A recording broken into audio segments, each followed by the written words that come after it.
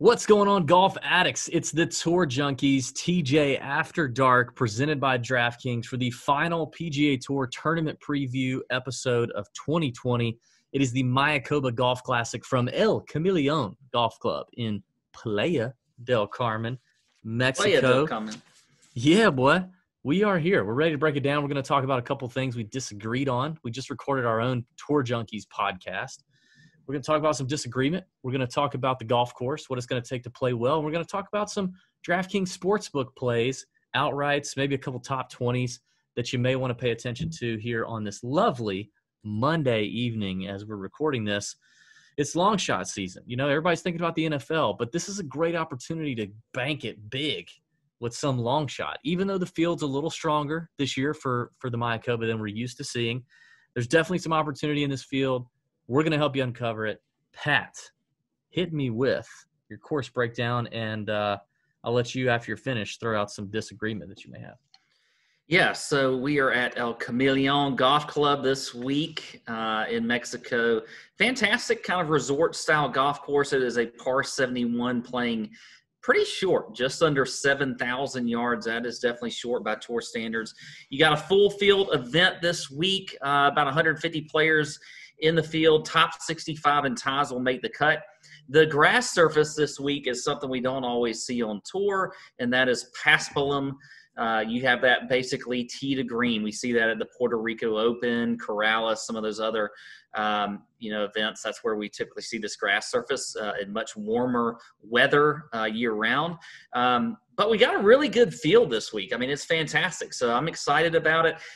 There's a decent amount of trouble on this course off the tee. So I think driving accuracy is going to be key. You can't, there's a lot of like tributaries and things that go throughout the course, a lot of water off the tee. You got tropical jungle and, mangrove forests and things like that are, pretty thick. So if you're missing the fairways, even though they're relatively wide, you can get into some trouble. So I think driving accuracy is something that I'm going to look at this week. The greens are pretty large, but you got to hit it. You got to, be able to attack them from the right spots in the fairway. I think approach is definitely going to be key. Ball striking we've seen over the past few years has been another key stat this week. The weather can play a factor on this course. I don't think we're going to see all that much this week as far as the way of wind, but it's going to be a really soft course. We're supposed to get a good amount of rain leading up to the tournament, during the tournament, so it's going to play very soft.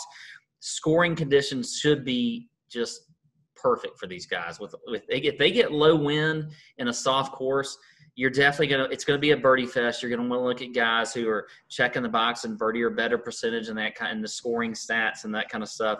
So that will be important. Looking at your past champs, you had Brendan Todd here last year, Matt Kuchar in 2018, the year he stiffed his caddy, El Toucan, and then Patton Kazire in 2017, Pat Perez in 2016, and Graham McDowell in 2015.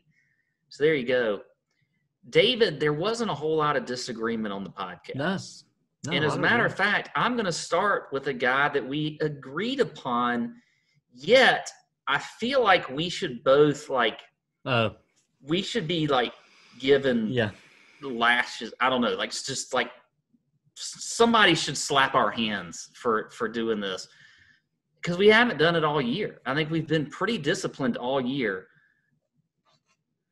But we both went with Keegan Bradley. A chalky Keegan is a Keegan I will always avoid. I don't care what the stats and forms say.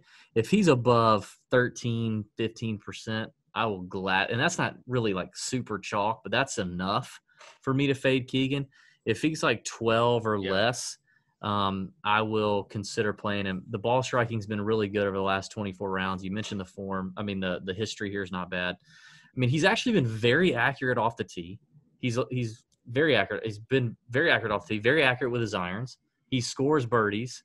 You got to go low here. The winning score here this week is going to be 20 under or more. He's the picture perfect, high upside, high ceiling, low floor guy. And so that's the draw with Keegan is in tournaments. You may have you have a guy who could win. Keegan could win. He could top 5, and make a lot of birdies on the way. But he could also be 4 over through his first 3 holes on Thursday and shoot himself out of the tournament and just totally you off. So it is weird that both of us on him and both of us, neither of us having played a lot of him this entire season. I don't know. Maybe we're recording this on Monday night. Maybe come Wednesday night, we'll have come to our senses. Yes, something's happened, but maybe not. I don't know. I don't know. Leave us a comment maybe here on this YouTube page here on DraftKings and tell us, are you willing to play Keegan Bradley or not, and tell us why we're stupid, and give it a thumbs up. Give the video a thumbs up too, but if you don't mind. There's a name that you mentioned that you said you're going to fade, and I don't know that I'm going to have a lot of him, but I don't know that I think fading him could be dangerous at 7,800. Harold Varner III at 7,800 feels like, to fade him.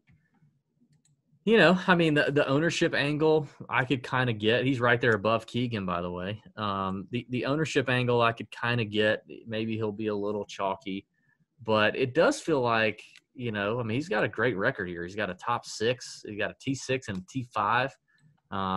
Just in the last few weeks, he's got a T15 and a T13 out of his last 4 events. He definitely can score birdies in bunches. The iron play is pretty solid.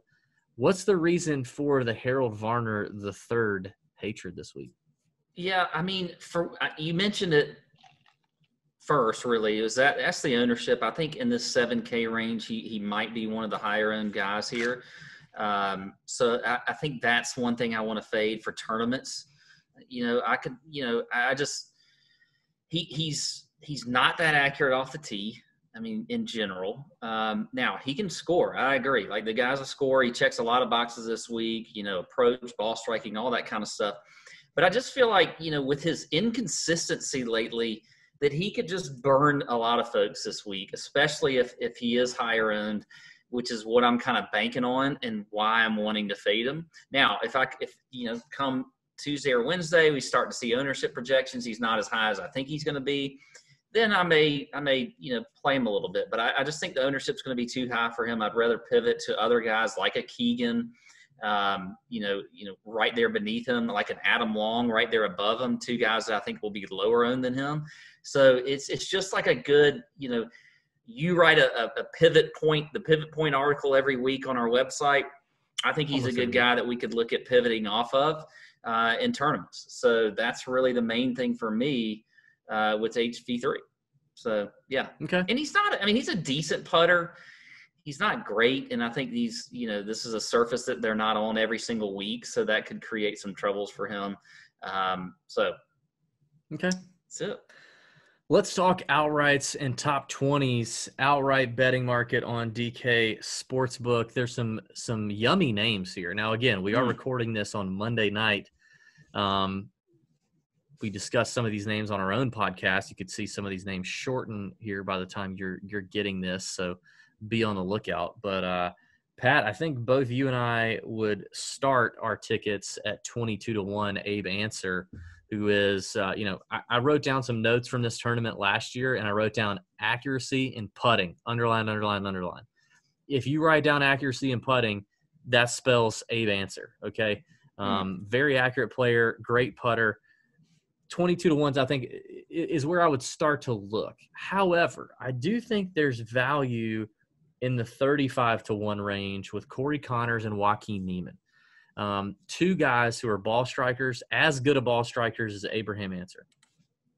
Neither as good at putting as Abraham Answer, but Connors and Niemann both coming in good form. Connors coming in tremendous form lately.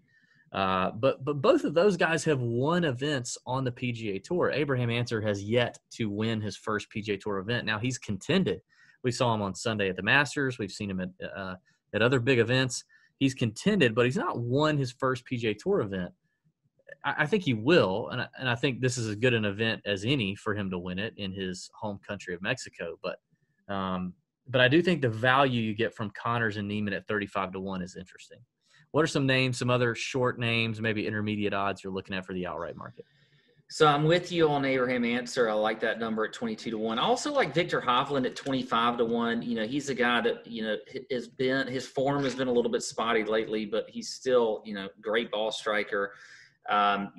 He is, he won at Puerto Rico on a course with the same type grass surface. So I like Victor Hovland there at 25-1. I like, going kind of in that mid-range area.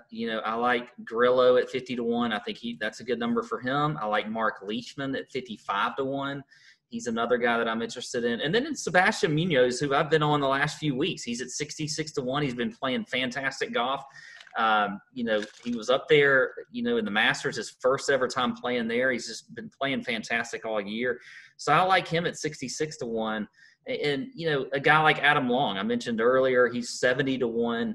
He is another guy that I think has a good chance here. I think it was second here in his last year in his first start ever. Those are some guys in this mid-range area that I really like this week. And then I've got a few long shots.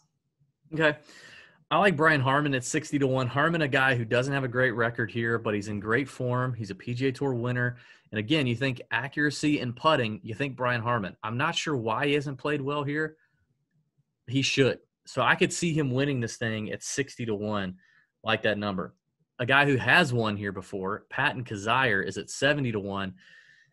Won here in 2017, I guess it was. And he's been playing really well. Top 10 at the RSM, a couple top 20s before that. One of the best putters on the PGA Tour, accurate enough off the tee. Good ball striker. I think Kizzire is interesting. Scott Piercy at 80-1 I really like. He's kind of the opposite of Patton Kizzire. Fantastic ball striker. Just needs the flat stick to hit. Another PGA Tour winner who's also arriving in good form and has a good record here at El Camaleon Golf Club. So those are kind of the mid-range guys for me. And really 3 long shot bombs, and that would be Doug Gim at 125-1.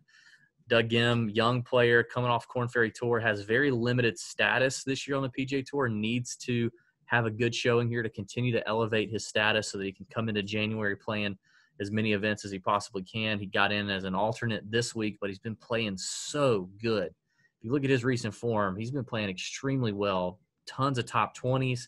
And he's checking every box statistically. Doug Gim's a stud at 125-1. JJ Spawn, 250-1. What is he on DraftKings Sportsbook? I think he's 250. He's in that range. JJ Spawn, tremendous ball striker. We all thought he was going to be a stud coming off the web.com tour a couple years ago. But I like JJ at 250-1. I think that's a good number. And then I think the best value on the board is probably Wesley Bryan. I mean, Wesley Bryan is a PGA Tour winner on a course, at Harbor Town that, demands accuracy and great putting. That is what Wesley Bryan does. He's an accurate player. He's a great putter. And, he also has limited starts. He's on a major medical. He has to take advantage of the starts that he gets. I know for a fact that he got here on Sunday, and he's been prepping since Sunday. For this golf tournament, it's a big deal to him. It means a lot to him. So Wesley Bryan is going to have to come out and have a good week. And I could see this number.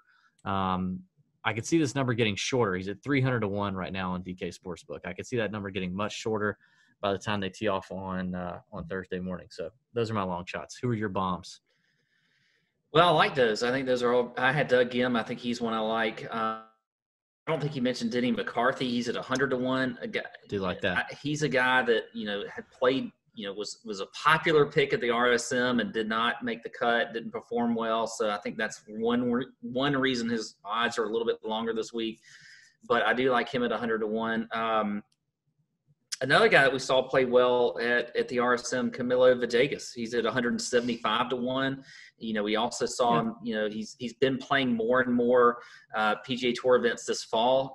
Had a pretty good Korn Ferry season, so I like him also.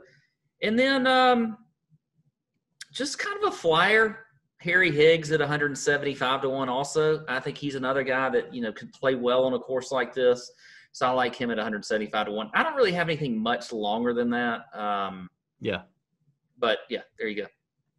I get that. Well, a few top 20s, if you want to dabble in the top 20 market, I think the bombs are Wesley Bryan and JJ Spawn, who I just talked about. Bryan's at 8-1, Spawn's at 7.5-1. I think both of those are good numbers. A little shorter, Henrik Norlander is at 5-1. Norlander is a ball striker, one of the best on tour. Missed the RSM Classic due to COVID, so this is his first event back since COVID. He's a friend of the Tour Junkies, plays locally at one of our home courses. Good guy. I've been talking to Henrik. He feels good about his game. For him, it all comes down to the putter. If he can get hot with the putter, he could win. But I do like the top 20 number at 5-1.